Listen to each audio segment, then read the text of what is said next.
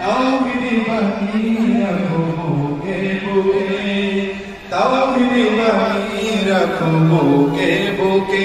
তোমায় গড় তুমি ইমানি চেতনায়, আবার ফিরে এসো ইনসাফি সাধনায়। অন্তরে ঈমান রাখো সুখে দুঃখে, আল্লাহ আল্লাহ। আল্লাহর নাম গাইলে কি কোনো লজ্জা আছে নাকি? বরঞ্চ যতবার বলবো মুমিনের ঈমান ততবার তাজা হতে থাকবে, ঠিক কিনা?